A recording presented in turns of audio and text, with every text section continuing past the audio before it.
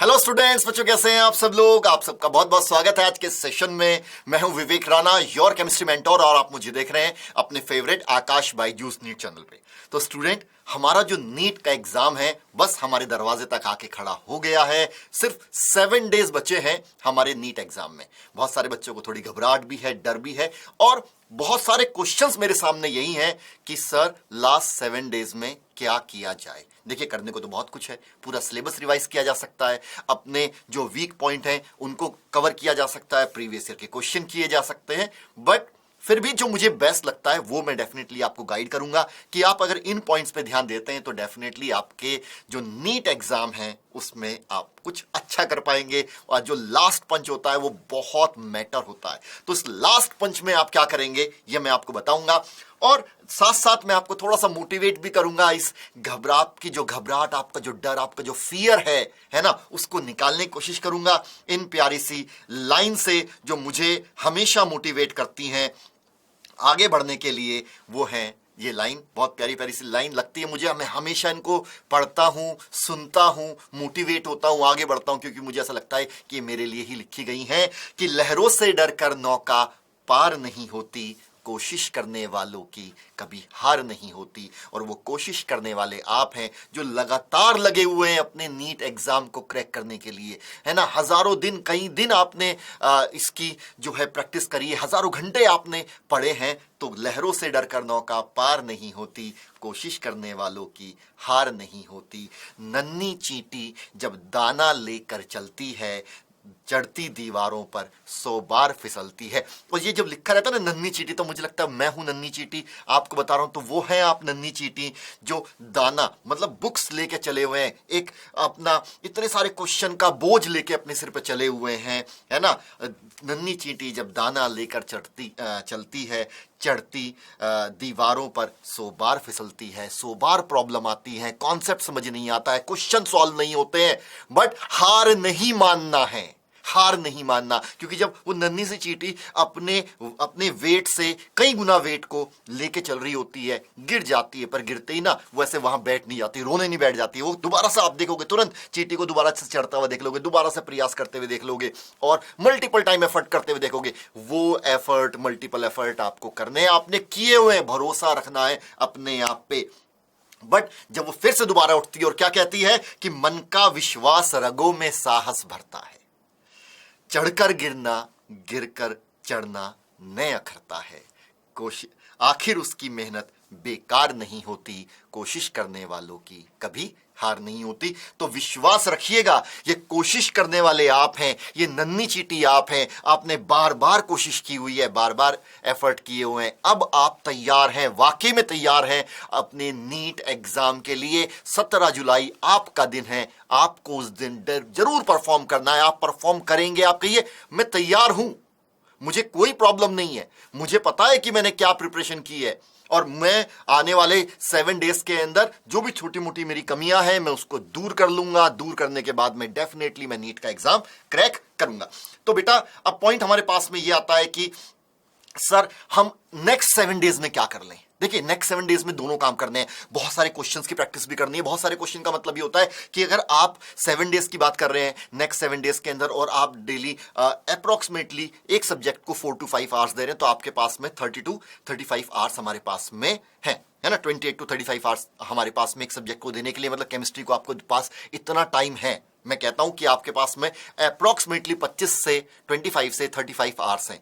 इसमें इंपॉर्टेंट देखो, अब आपको क्वेश्चंस के साथ साथ क्विक रिवीजन करना है। क्विक रिवीजन का मतलब क्या है कि डेफिनेटली पन्ने पलटते रहना है, और उन चैप्टर्स के पन्ने जरूर पलटना है एनसीईआरटी से जो चैप्टर ना आपको सबसे ज्यादा डराते हैं। जैसे कैसे कि आप हर दिन मतलब किसी भी एक इन डेज को डिवाइड कर लीजिए कि मैं फिजिकल केमिस्ट्री के 3 चैप्टर के जो है क्या करूंगा, इंपॉर्टेंट फॉर्मूले रिवाइज कर लूंगा, इंपॉर्टेंट फॉर्मूले देख लूंगा, उनकी यूनिट देख लूंगा, क्योंकि कॉन्सेप्ट मुझे आता है। और अल्टीमेटली अगर फिजिकल केमिस्ट्री से न्यूमेरिकल आ गया तो मुझे पता है न्यूमेरिकल जो है आसान आने वाला है। आसान न्यूमेरिकल को कैसे किया जाता है, सिर्फ फॉर्मूला लिखिए, वैल्यू पुट करिए, क्वेश्चन सॉल्व कर डालिए। बहुत सारे बच्चे ऐसे कहते हैं मुझसे कि सर एंड टाइम पे फॉर्मूला भूल गया था, एंड टाइम पे फॉर्मूला भूल गया था। अगर मुझे भी कल केमिस्ट्री का, फिजिकल केमिस्ट्री का एग्जाम देने जाना हो तो मैं सिर्फ एक बार डेफिनेटली सारे फॉर्मूले दोबारा देख लूं कि जिससे कोई क्वेश्चन आए ना तो मुझे एकदम से फॉर्मूला जरूर स्ट्राइक हो जाए, क्योंकि जैसे ही फॉर्मूला स्ट्राइक होगा तो मुझे जो क्वेश्चन गिवन है वहां से आंसर दिखना चालू हो जाएगा कि मुझे ये चीजें दी हुई हैं, इस फॉर्मूले में पुट करना है, ये पर्टिकुलर वैल्यू निकालनी है, मेरे लिए आसान हो जाएगा। सो आपके पास में सारे फिजिकल केमिस्ट्री के जो चैप्टर हैं मैंने यहां बता भी दिए हैं। इन सारे फिजिकल केमिस्ट्री के जो क्वेश्चंस के आप क्वेश्चन करें, जितनी कर सकते हैं करिएगा।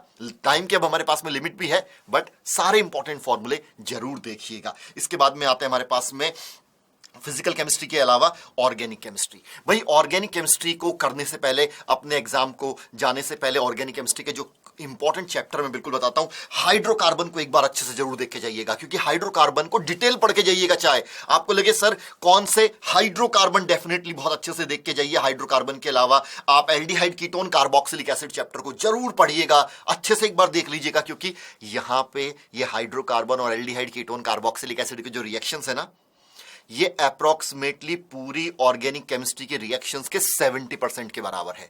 तो मतलब इन दो चैप्टर को कवर करके आप रिएक्शन को रेस्पेक्ट में 70% पार्ट कवर कर सकते हो। अब इसके अलावा कुछ पार्ट ऐसा होता है जो यार हमें क्या होता है, थोड़ा सा याद करने वाला होता है। तो याद करने वाला पार्ट जैसे पॉलीमर है, क्योंकि बायोमोलिक्यूल को तो मैं मानता हूं कि बायोमोलिक्यूल तो आपने बायोलॉजी के अंदर ही प्रिपेयर कर लिया है, यहां आपको ज्यादा पढ़ने की जरूरत होगी नहीं। पॉलीमर और पॉलीमर के अलावा हमारे पास में केमिस्ट्री, एवरीडे लाइफ, ये ऐसा पार्ट है जिसको बच्चे छोड़ देते हैं अक्सर, या उनको लगता है ज्यादा रटने वाला पार्ट है। जो रटने वाला पार्ट है उसको एंड टाइम पे, लास्ट टाइम में जरूर देख के जाइएगा। इनऑर्गेनिक केमिस्ट्री के अंदर कौन से टॉपिक आपको करने हैं इनऑर्गेनिक केमिस्ट्री में, मुझे पता है कि भाई आते आते केमिकल बॉन्डिंग, पीरियोडिक टेबल सबका स्ट्रांग हो जाता है, ऐसे याद हो जाता है कि इसकी जरूरत नहीं होती। तो जो आता है उसको बार बार मत पढ़िए, ज्यादा टाइम मत दीजिए। इनऑर्गेनिक केमिस्ट्री के अंदर भी कुछ चैप्टर ऐसे होते हैं जो फैक्चुअल होते हैं, फैक्ट ज्यादा याद करने होते हैं, रटने वाले ज्यादा होते हैं। जैसे हमने कहा हमारे पास में आएगा हाइड्रोजन, क्वेश्चन डेफिनेटली आएगा, इजी है। इसके अलावा हमारे पास में इनऑर्गेनिक केमिस्ट्री में D&F block, metallurgy, environmental chemistry, ये ऐसे चैप्टर हैं जिसपे ना बच्चे जनरल अपनी प्रिपरेशन के टाइम में क्या करते हैं, थोड़ा सा कम मेहनत करते हैं। क्योंकि मैं जिन बच्चों को अभी तक गाइड करता है उनको मैं कहता हूं भाई पीरियोडिक प्रॉपर्टीज, केमिकल बॉन्डिंग सबसे इंपॉर्टेंट है, पी ब्लॉक सबसे इंपॉर्टेंट है, कोऑर्डिनेट केमिस्ट्री सबसे इंपॉर्टेंट है। बट इंपॉर्टेंट होने के बावजूद ये पर्टिकुलर जो चैप्टर है, इनके जो क्वेश्चन है सबसे ज्यादा आसान आते हैं। लास्ट टाइम में एनसीईआरटी से जरूर पढ़ के जाइएगा, क्योंकि अल्टीमेटली मैंने देखा है इजी पार्ट छूट जाता है। इजी पार्ट छूट जाता है तो सिलेक्शन कुछ नंबरों से रुक जाता है कि सर पी ब्लॉक में महारत हासिल थी, पीरियोडिक प्रॉपर्टीज में महारत हासिल थी, केमिकल बॉन्डिंग में बहुत अच्छा था, कोऑर्डिनेट केमिस्ट्री, केमिकल बॉन्डिंग करके कोऑर्डिनेट केमिस्ट्री मेरी स्ट्रांग हुई थी। D&F के अंदर कुछ पार्ट रह गया। मेटलर्जी के अंदर जो हमें यहाँ पे इंपॉर्टेंट ओर्स, इंपॉर्टेंट ऑक्साइड्स के नाम दिए हुए थे वो मैं भूल गया। इन्वायरमेंटल केमिस्ट्री के अंदर ठीक है कुछ एग्जांपल्स ऐसे जो इंपॉर्टेंट आते हैं भूल गया। इन्वायरमेंटल केमिस्ट्री से कभी कभी 2 क्वेश्चन भी आ जाते हैं, एक क्वेश्चन तो मैंने लिखा है पर एक से ज्यादा भी क्वेश्चन आ जाता है, क्योंकि हमारी लाइफ से डायरेक्टली रिलेटेड है। तो बहुत अच्छे से करके जाइएगा। सो बच्चों, यही मुझे बताना था कि लास्ट 7 डेज के अंदर आप इस तरीके से इन पर्टिकुलर पॉइंट्स को फॉलो करते हुए, चैप्टर्स को फॉलो करते हुए अपना नीट का एग्जाम क्रैक कर सकते हैं, बहुत अच्छे से क्रैक कर सकते हैं, इसमें कोई प्रॉब्लम की बात नहीं है। और आपको मैं बताऊं, जितने भी क्वेश्चंस की आप प्रैक्टिस कर रहे हैं, जितने भी क्वेश्चंस की आप प्रैक्टिस कर रहे हैं डेली, अगर आप 50 क्वेश्चन कर रहे हैं सारे चैप्टर्स के मिला के या सारे सब्जेक्ट के मिला के, तो बबल्स को फिल करिए। अब ना OMR शीट अपने साथ में लेके बैठ जाइए, OMR शीट को यूज करते हुए, बबल फिल करते हुए क्वेश्चंस की प्रैक्टिस करिए, जिससे कि आपको बहुत अच्छे से एंड टाइम पे है ना आपका हाथ, क्योंकि होता है ना बबल फिल करने के लिए भी सर्कल सा बनाना पड़ता है, उसको डार्क करना पड़ता है, तो आपको हाथ चलाने की प्रैक्टिस, सर्कल बनाने की प्रैक्टिस, ऐसे ऐसे करने की प्रैक्टिस बहुत अच्छे से हो जाए। कहीं पेपर के टाइम में ऐसा ना लगे कि यार मैं कोई ऐसी एक्टिविटी कर रहा हूं जिसके लिए मैं प्रिपेयर्ड ही नहीं हूं। तो अगर मॉक टेस्ट दे रहे हैं, घर पे मॉक टेस्ट दे रहे हैं, आप बबल OMR शीट लेके बैठिए, बबल फिल करिए। मैं कहूंगा, बार बार कहूंगा, क्वेश्चंस को जब सॉल्व करें तो बबल्स को फिल करते हुए करें, डेफिनेटली आपका सिलेक्शन होगा। ये कुछ स्ट्रेटेजी फॉलो करके ना वाकई में नीट का एग्जाम, क्योंकि वो जो 3 घंटे है ना, सिर्फ मेहनत से काम नहीं चलता।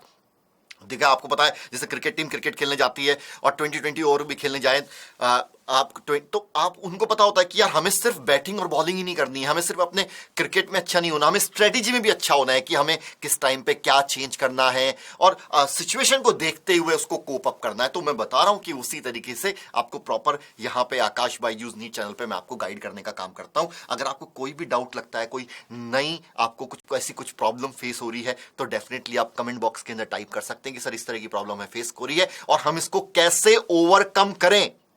बट डरना नहीं है ना, no fear, NEET is here, आपके दरवाजे पे खड़ा हुआ है, बस अंदर बुलाइएगा और मेहनत से सत्कार करिए। सत्कार करने का मतलब क्या है कि आप उसको पेपर को अच्छे से अटेम्प्ट करिए और एमबीबीएस की सीट उससे ले लीजिए कि भाई एक सीट तो मेरी है और मेरी ही रहेगी, है ना, कब्जा कर लीजिए अपनी सीट पे।